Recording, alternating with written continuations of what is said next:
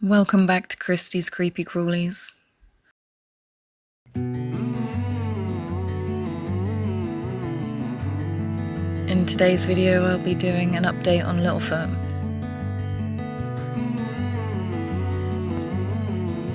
So taming Littlefoot was going really well.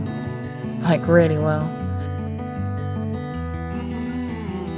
At the start of this year, I planned to make Littlefoot a custom viv. I drew up plans, but knew I wouldn't be able to make it without my pa.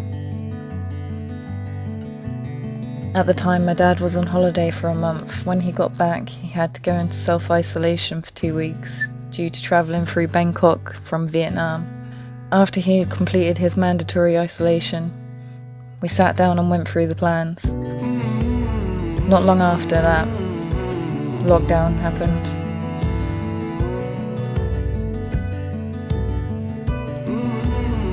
I knew Littlefoot was in great need of a larger viv and looked into buying a custom-made viv.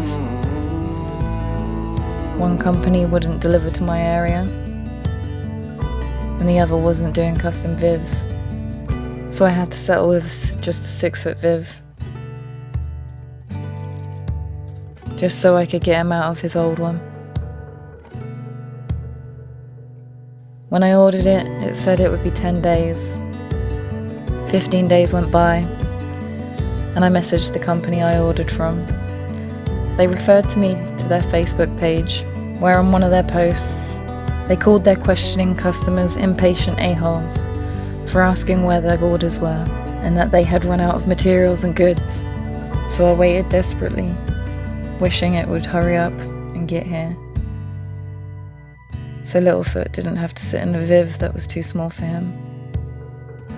I made my order on the 10th of April, and so I waited. 2nd of May comes and I get a text from the company XPD, which is a delivery service which I've never heard of. And the text said that they had collected my packages. 13th of May comes, I get a text from XPD saying my items will be out for delivery from 5:36 to 7:36 PM. So I wait.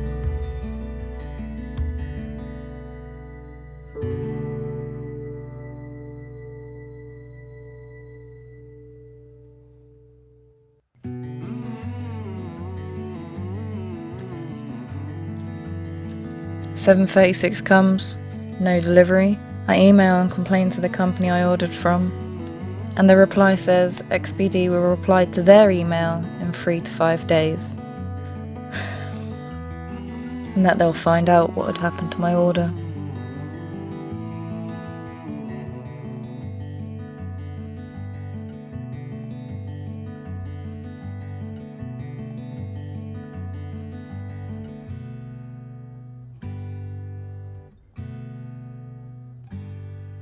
"19th of May comes. My order just turns up without no warning, and it's damaged.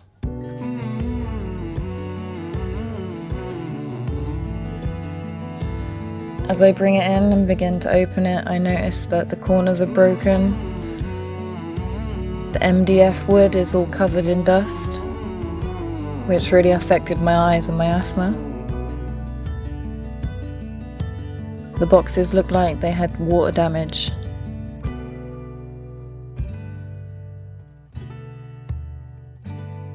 And then when I opened up the UVB, it was broken and smashed.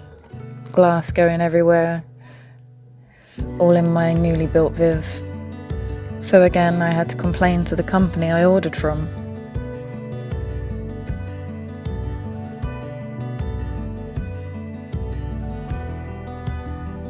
I originally asked for a refund so I could buy one sooner and near where I live, but nowhere had any, so I had to wait for a replacement.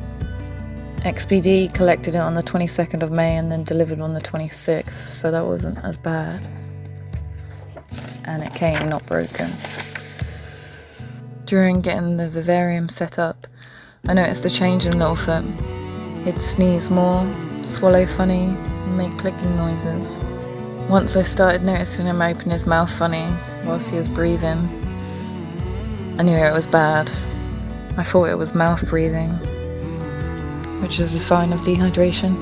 I have a Maine Coon cat, and sometimes when Littlefoot comes out, he accidentally gets some of his fur stuck on his tongue and then accidentally goes in his mouth.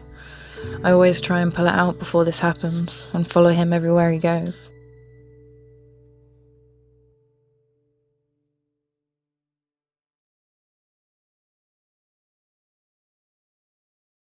And then there was a few days where he wouldn't get up. I'd have to wake him up so he'd come out and get some food. And that was really unusual behaviour, so I called the vets. I got the next available appointment and took him straight there. Due to coronavirus, you're not allowed in the vets with your pets, so I was a bit worried how he'd be without me. But they said he did okay in his behaviour. His health, not so much. The vet, who was not a specialist in reptiles, said that he had suspected respiratory infection. But I wouldn't know for sure until he sees the specialist, which I had to wait a few days for him to be able to see. And when he saw the specialist, she gave him an x-ray and some bloods. And in the x-ray it confirmed that he had a respiratory infection. But not only that, the bloods gave evidence that he had slight kidney damage from historical dehydration. So that means he had been dehydrated in his life at some point to be able to slightly damage his kidneys. And it broke my heart. The vet reassured me that it was only a mild case and that with antibiotics Littlefoot would be okay. So every 3 days I have to inject Littlefoot with this. I really struggled the first time to do it. I was worried that Littlefoot wouldn't trust me anymore if he thought that I was hurting him. But then I thought if I had to do something like this in the future, which I hope I don't ever have to do again, that he'd be used to it and I'd be used to it in some sort of sense, that we had both done it before. When I asked the vet how this could have happened, she said that it was a bacteria infection and that reptiles naturally have bacteria inside them. But when they become stressed, because maybe their enclosure isn't right, like being maybe too small, the bacteria can grow and then that can cause the respiratory infection. If you keep reptiles, make sure you're always monitoring their behaviour so you can notice a difference. So then as soon as you notice that difference, you can take them to a vet to make sure that they're okay. Don't ever wait. Don't just think, oh, it'll get better. Make sure you do what I did and go straight away, because you never know when it might be too late.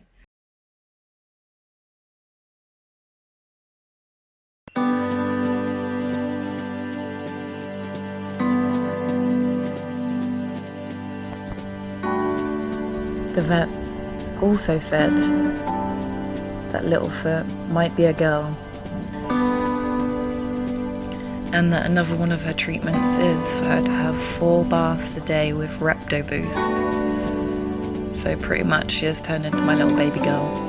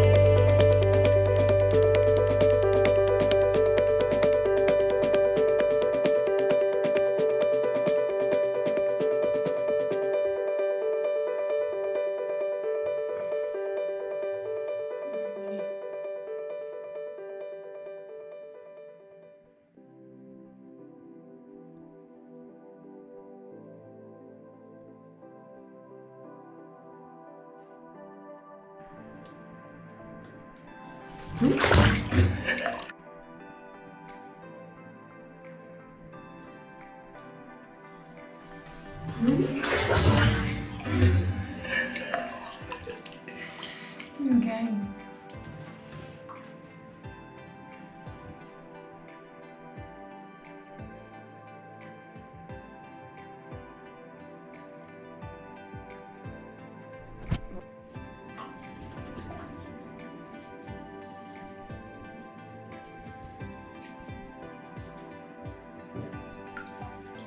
Littlefoot, come over here.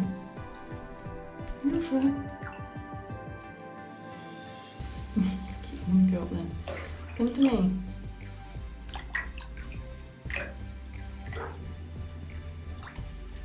Come here.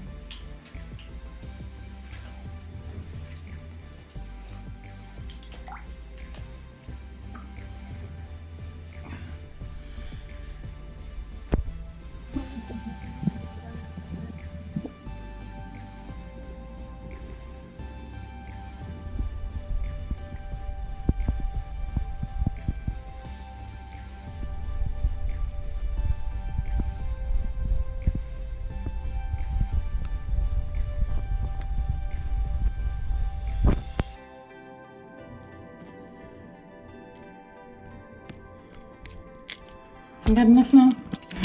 Okay, we're coming out now. Alright. Even though it's cost me a fortune, the love I have for Littlefoot is priceless.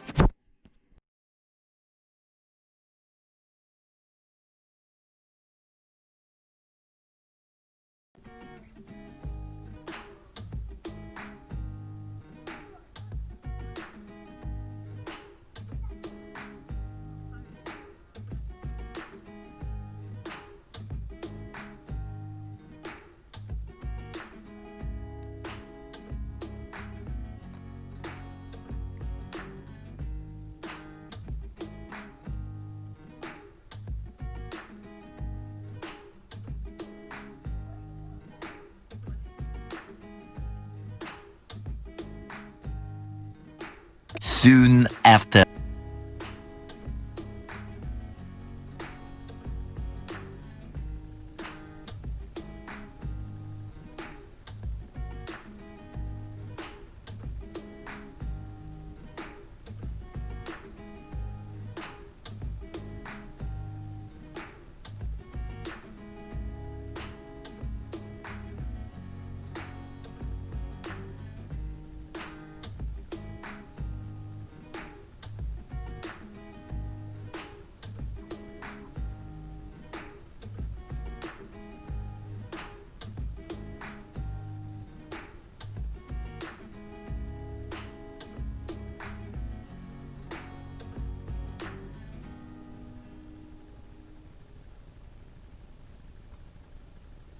One minute, 37 seconds later.